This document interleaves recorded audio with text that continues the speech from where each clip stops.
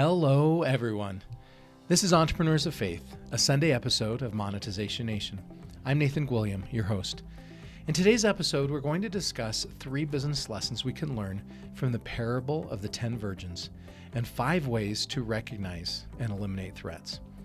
In Matthew 25, 1 through 13, Jesus Christ shares the parable of the 10 virgins.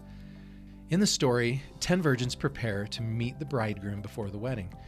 During this time, it was custom for the bridegroom to come to the bride's house at night, typically at dusk.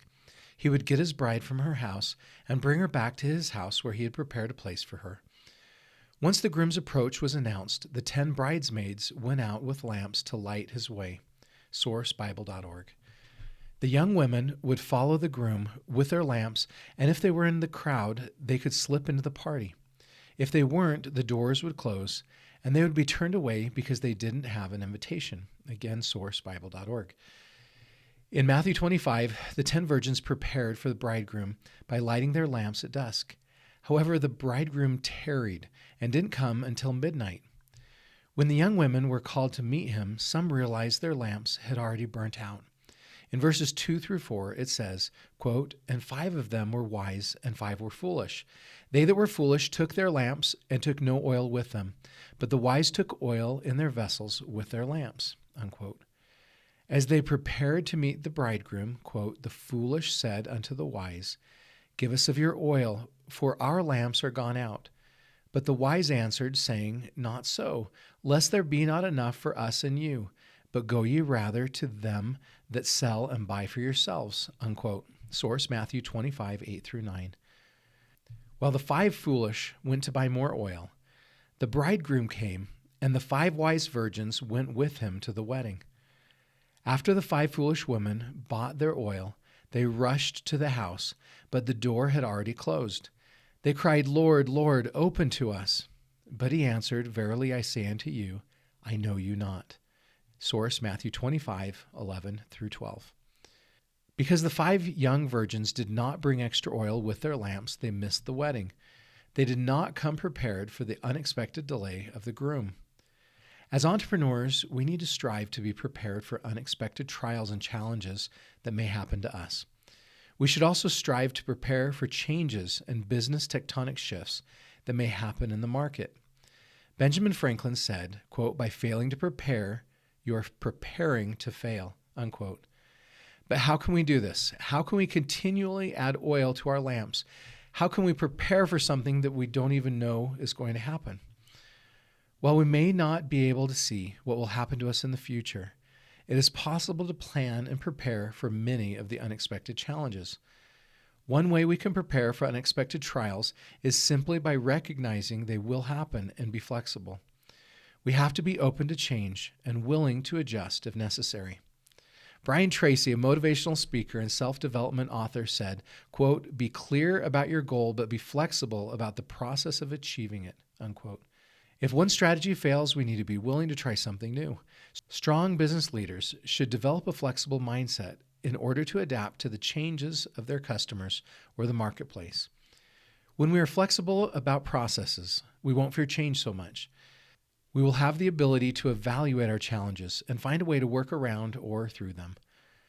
With COVID-19, we have seen hundreds of changes.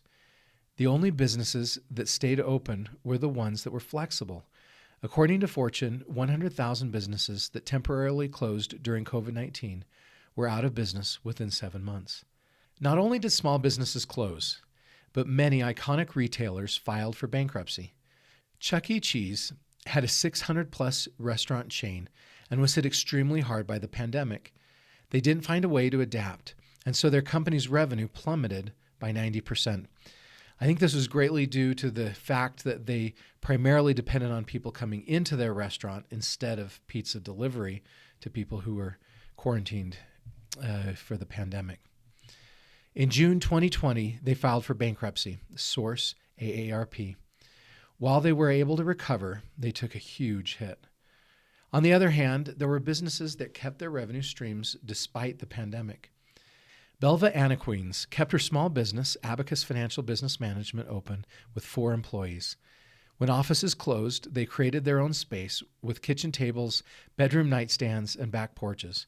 They continued to have client meetings in the driveway so they could social distance. Source: Los Angeles Times.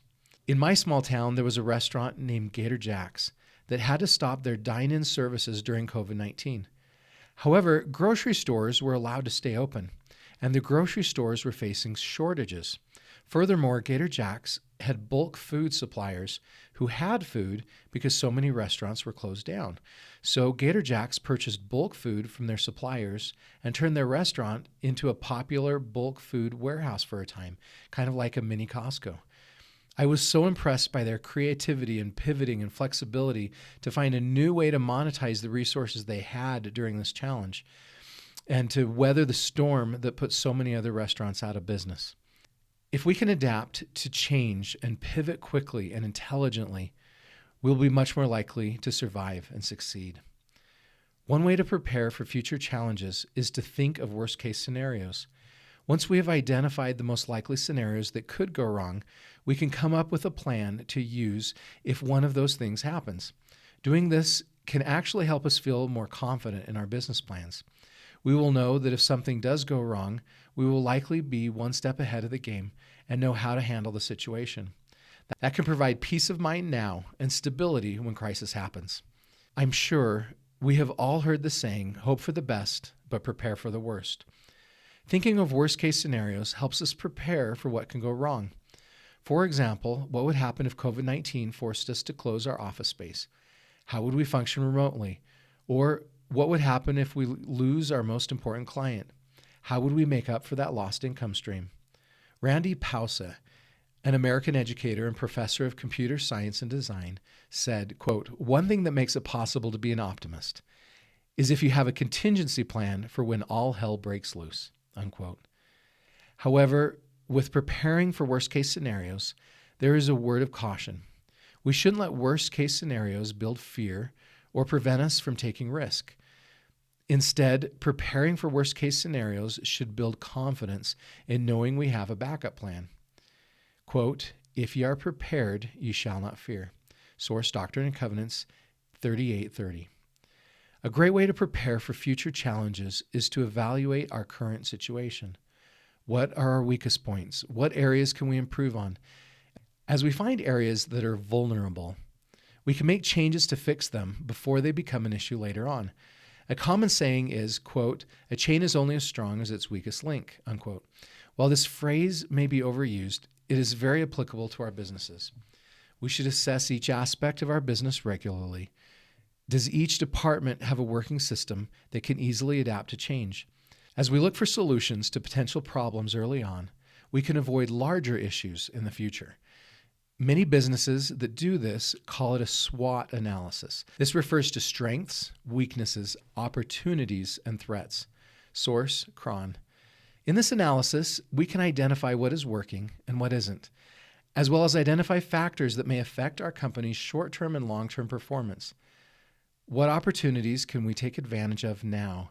What potential threats may hurt us that we need to prepare for? As a business, we should constantly seek to improve. If we become stagnant and complacent, our likelihood of being hit with unexpected challenges will double. Here are 5 strategies we can use to recognize and eliminate potential threats. Number 1, analyze and research past threats. We can analyze threats that have already happened in our geographic areas and industries. By identifying threats that have impacted others similar to us, we are identifying the threats that are most likely to happen to us in the future. For example, there may be certain laws and regulations according to our geographic location that could impact our business.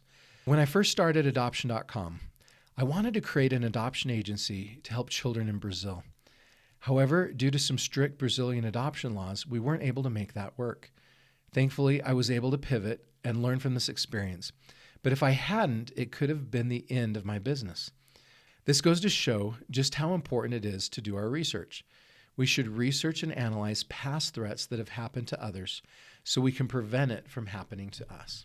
Travelers Cause and Heart Research Associates surveyed more than 1,000 business owners and determine their top threats, financial issues, laws and regulations, economic uncertainties, attracting and retaining talent, legal liability, cyber and technology risks, breaches, increasing employee benefit costs, and medical cost inflation, source, treasury, and risk.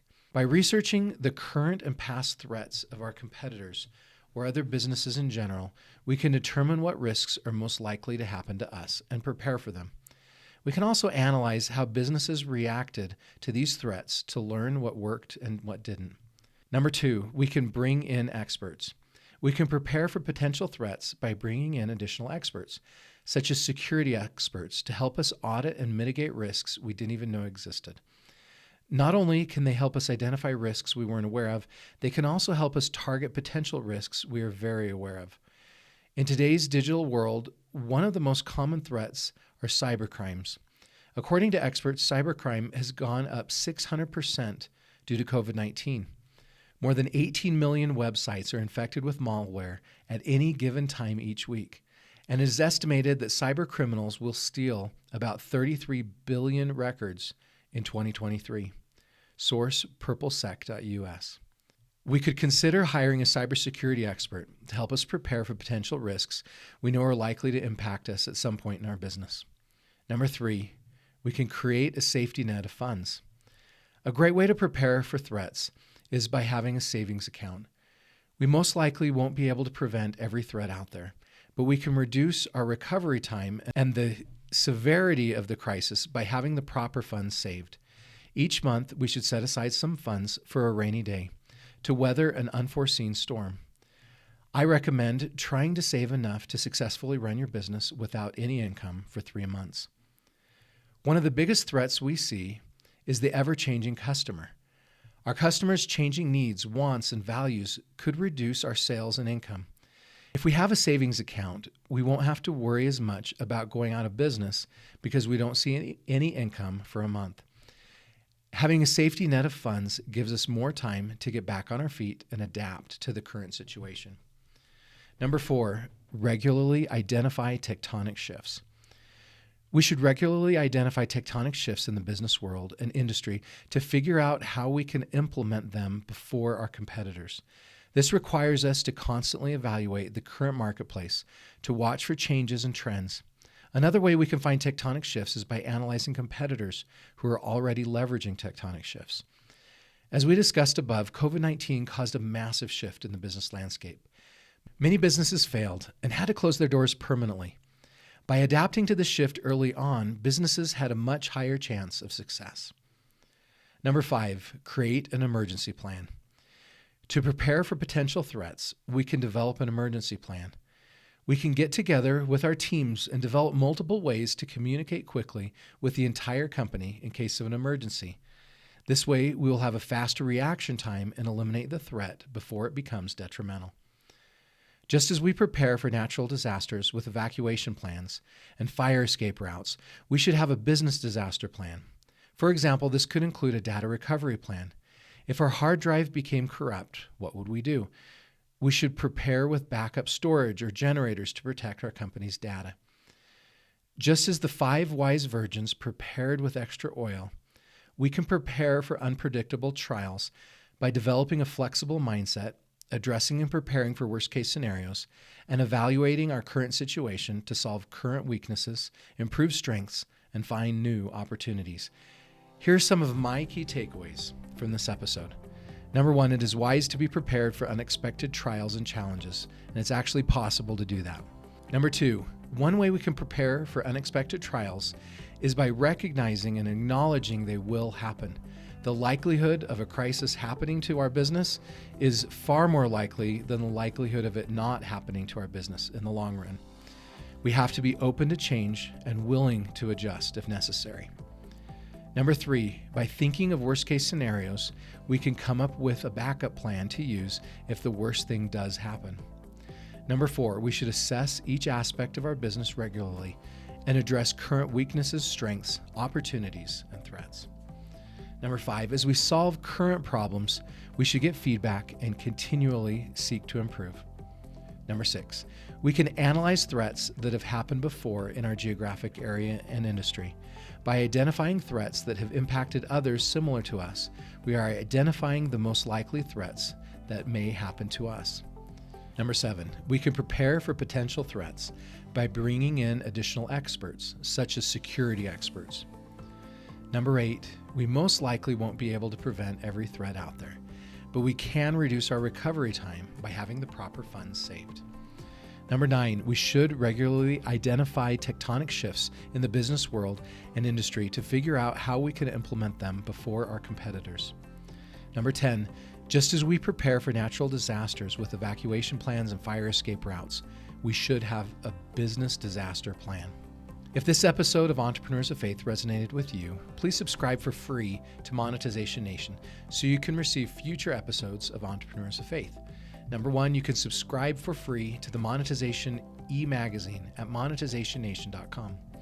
Number 2, you can subscribe to the Monetization Nation podcast or YouTube channel. And number 3, you can follow Monetization Nation on Instagram or Twitter. How do you prepare to protect your business from unexpected challenges? Please join our private Monetization Nation Facebook group and share your insights with other digital monetizers. Thanks for joining me for this episode. I wish you success in your efforts to be a little more prepared.